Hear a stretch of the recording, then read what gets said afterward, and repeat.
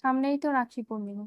যাদের ভাই আছে দিনটি তাদের কাছে খুবই স্পেশাল। তাই তো আজ একটি রাখি বানানোর ভিডিও নিয়ে চলে এলাম তোমাদের মাঝে। অনেকের ইচ্ছা তারা তাদের ভাইদেরকে নিজের হাতে রাখি বানিয়ে পরাবে, আবার অনেকে সময়ের স্বল্পতার কারণে বাজার থেকে কিনে আনা রাখিটাই পরায়। তবে আমি আজ যে রাখিটি বানাবো এটা এতটাই সহজ আর খুব কম সময়ের মধ্যেই তৈরি হয়ে যাবে। যাদের হাতে সময় খুবই কম তারা এটি বানিয়ে নিতে পারবে খুব সহজেই। এখনকার সময়ে সবাই কম বেশি ক্রাফটিং এর কাজ পারে, আর হ্যাঁ, যারা ক্রাফটিং পারো না তাদের জন্য তো এটা খুবই হেল্পফুল ভিডিও হতে চলেছে। ভিডিওটি সম্পূর্ণ দেখলেই বুঝতে পারবে। আমি সবসময় চেষ্টা করি বাড়িতে থাকা স্বল্প কিছু জিনিস দিয়ে অসাধারণ কিছু তৈরি করার, যাতে আমার ভিডিওগুলো তোমাদের একটু হলেও সাহায্য করতে পারে। আর রাখি তো খুবই স্পেশাল হয় যাদের ভাই আছে তাদের কাছে, তার জন্য স্পেশাল দিনের জন্য তো স্পেশাল কিছু বানানোই যায়। আর তোমরা তো আমার ফ্যামিলি, আর ফ্যামিলির জন্য তো এটুকু তো করতেই পারো। আচ্ছা, এরপরে তোমরা আমার কাছে কি ধরনের ভিডিও দেখতে চাও সেগুলো কিন্তু কমেন্টে জানাতে পারো। আমি সেই অনুযায়ী ভিডিও বানানোর চেষ্টা করব, যাতে তোমাদের একটু হেল্প হয় আর আমারও সুবিধা হয়, আমাকে সারাদিন কন্টেন্ট খুঁজতে হয় না। আমার ভিডিওগুলো দেখে যদি তোমাদের